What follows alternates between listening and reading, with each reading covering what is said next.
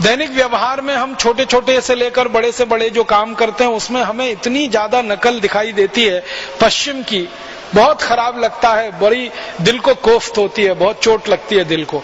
जैसे मैं उदाहरण दूं आपको, हमारे दैनिक जीवन में जो नियमित होने वाली घटनाओं में एक महत्वपूर्ण घटना है, वो घटना है विवाह की।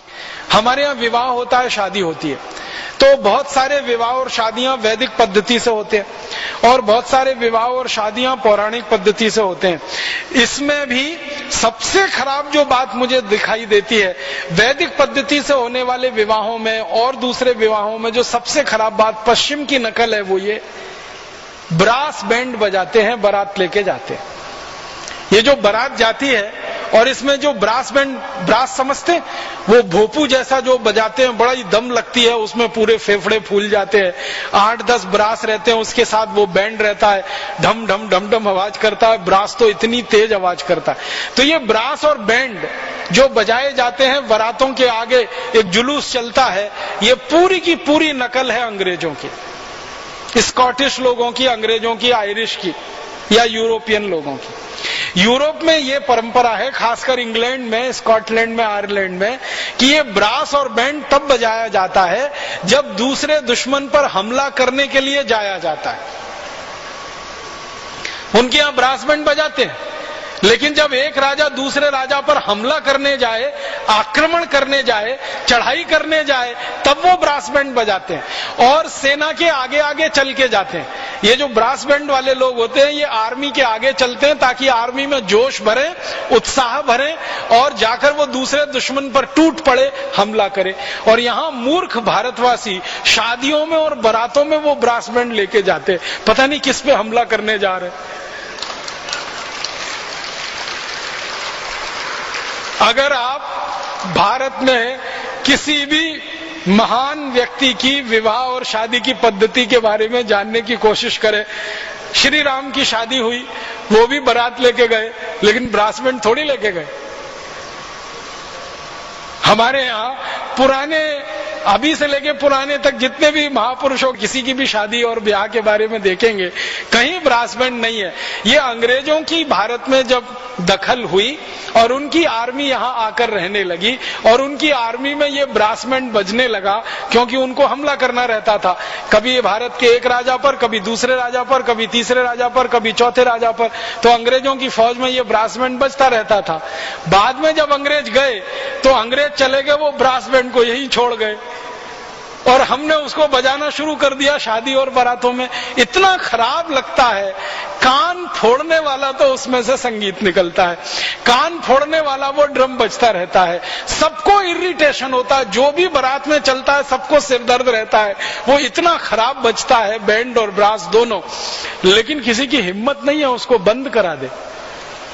और जिस घोड़े पे चढ़ के वो दूल्हे राजा बैठे, वो घोड़े को भी तकलीफ होती है उसकी आवाज से, वो बिदकता रहता है, कूदता रहता है, फिर भी घोड़े को कंट्रोल करके रखेंगे। मूर्ख लोग ये ब्रास बैंड बंद नहीं कराते। कोई लोग कहते हैं कि अगर आप इनको बंद करा दोगे तो बजाने वाले सब बेरोजगार हो जाएंगे। कोई बेरोजगार नहीं होगा, वो सब शहनाई बजाएंगे। शहनाई भारतीय वाद्य है, ये ब्रास जो है ना अंग्रेजी वाला वाद्य है। शहनाई हमारे यहाँ बजती है, हर शुभ काम में शहनाई बजती है, हर मंगल काम में शहनाई बजती है। हमारे यहाँ शहनाई की धुन सुनो तो मन में शांति और आनंद का उत्साह होता है, और ये ब्रास बैंड की धुन सुन लो तो ब्लड प्रेशर हाई हो जाता है। इतना अंतर है।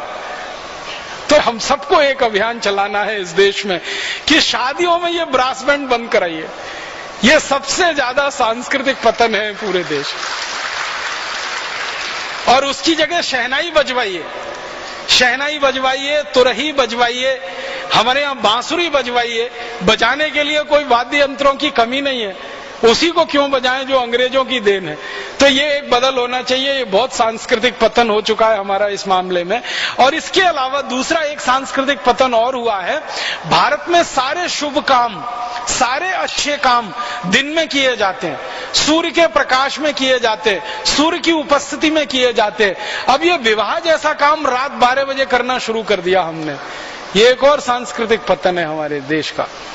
रात में 12 बजे लग्न हो रही है, फेरे पड़ रहे हैं, शादी हो रही है, ये रात 12 बजे तो हमारे यहाँ कोई भी अच्छा काम नहीं किया जाता, सारे अच्छे काम दिन में किए जाते हैं, शुभ मुहूर्त दिन का होता है। अभी भी मैं मानता हूं दक्षिण भारत और पूर्वोत्तर भारत थोड़ा बचा हुआ है, जहां विवाह अभी भी दिन में होते हैं या गोधूली के पहले हो जाते हैं। ये उत्तर भारत और मध्य भारत में तो एकदम विनाश आ गया है। रात के 12 बजे, रात के 1 बजे, रात के 2 बजे बारात आ रही है, लग्न हो रही है, फेरे पड़ रहे हैं वहां। ये भी हमें बदलना पड़ेगा।